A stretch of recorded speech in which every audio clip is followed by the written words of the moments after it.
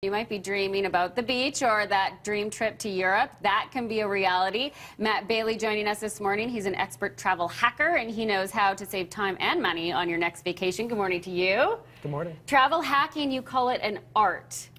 Is it an art that everyone can master? For sure. Yes. Yeah, absolutely. Okay, well, those are good things. Yeah. And so you've been at this for a handful of years using American sites. You created a Canadian site that has the travel hacks on there. So what is your #1 tool?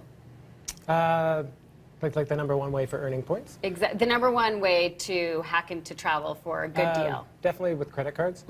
So it's all about like really mastering the frequent flyer mile industry. Right. And just learning how to earn the points quicker, and then how to redeem them as well. Okay, so all of that, we're going to break this down for you in 5 steps. And the first thing you say is to have your dream trip in mind, so to actually pick a destination. Yeah, exactly. I think with a lot of things, it comes down to like having a priority. I know with me, and I'm sure a lot of people used to think like Aeroplan and stuff, I always hear people say it's a waste of time to earn them. Yes. But once you really prioritize it, it's pretty amazing how many points you can earn quickly. Is that right? Yeah. So you used to be a non-believer. Absolutely, yeah, for sure. Really? Yeah, okay. I used to have cards and I didn't really pay attention to them, and yeah. Okay, so pick your destination and then get travel-related credit cards. So which cards, how many cards would you have, for example?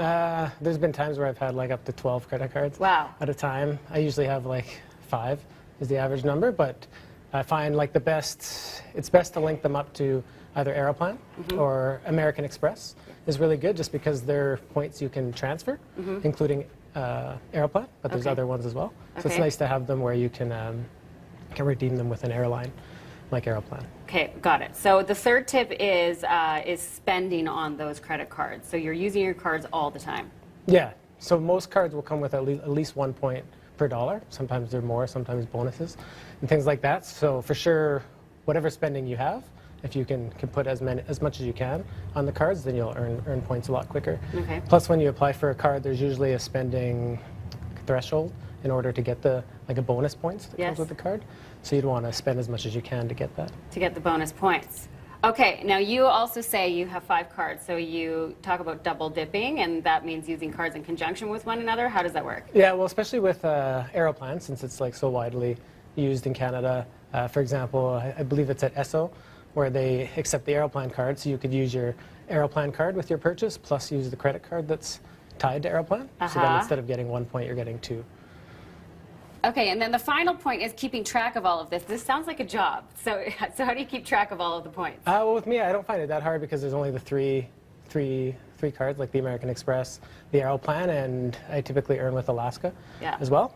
But just keeping track either in a spreadsheet, or if you want it very, very simple, there's an app called Award Wallet, and you can actually program in your cards. So as soon as you're earning points, it'll add up into that account. So you can see how much you have and make sure they don't expire, and know when you have enough to actually redeem the trip.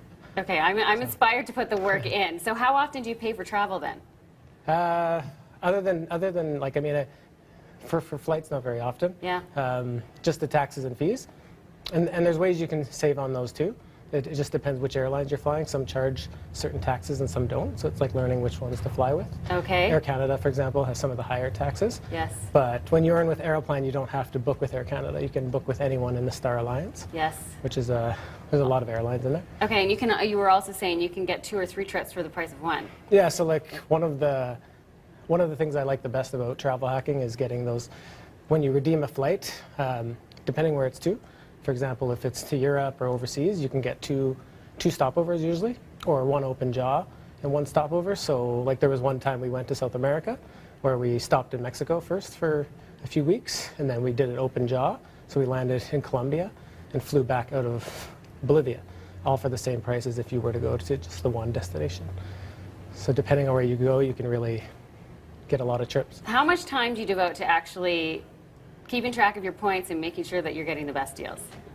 For that, not much time. I think the most time comes down if you're booking a trip that involves stopovers. Yeah. It's a little more time consuming, but it's not that long. Okay. And in terms of earning them, it's all kind of autopilot now. It is.